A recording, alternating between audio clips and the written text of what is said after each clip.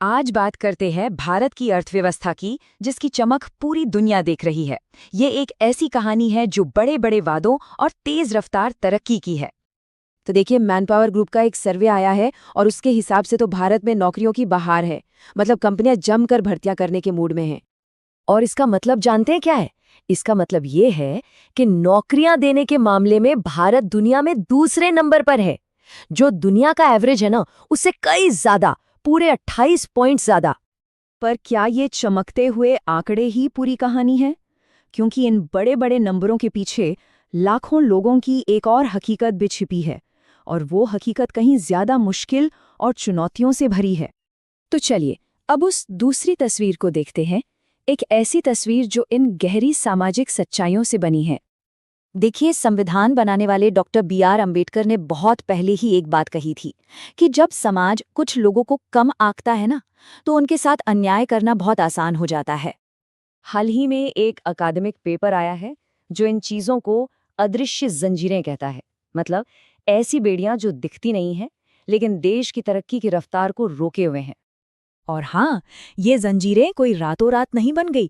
इनको बनने में हजारों साल लगे हैं, प्राचीन काल से लेकर अंग्रेजों के राज तक, और आज़ादी के बाद भी इन्हें लगातार नए नए तरीकों से ढाला और मजबूत किया गया है।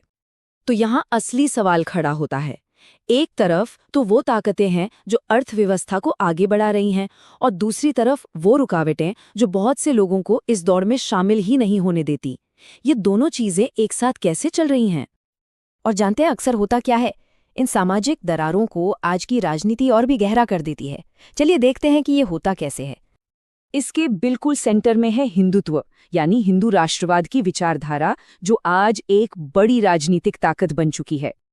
तो जो अदृश्य जंजीरें वाला पेपर है ना, वो कहता है कि ये एक ऐसा विशियस साइकिल, एक दुष्चक्र बन जाता है जिसमें जातिगत भेदभाव और धार्मिक राष्ट्रवाद, ये दोनों एक दूसरे को और भी ज्यादा बढ़ावा देते हैं।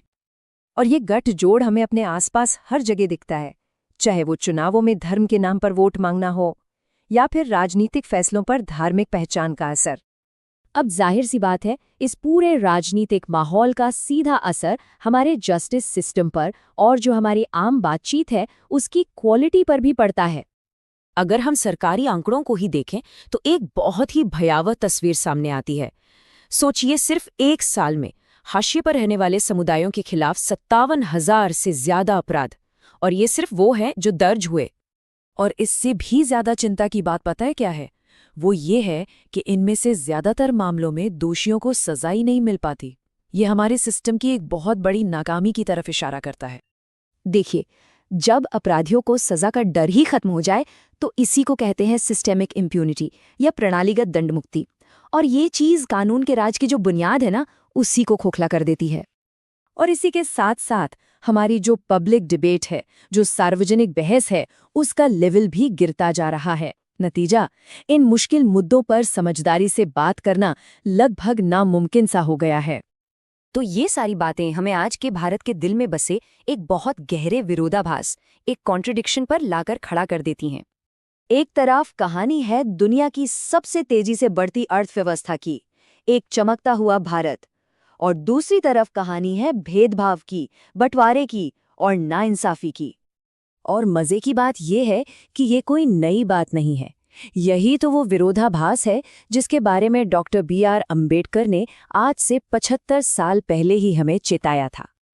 तो आखिर में वो अदृश्य जंजीरें वाला पेपर हमें एक आखिरी लेकिन शायद सबसे जरूरी सवाल के साथ छोड़ जाता है। क्या कोई भी देश सच में तरक्की कर सकता है? क्या वो अपनी पूरी क्षमता को हासिल कर सकता है अगर उसके करोड़ों लोग आज भी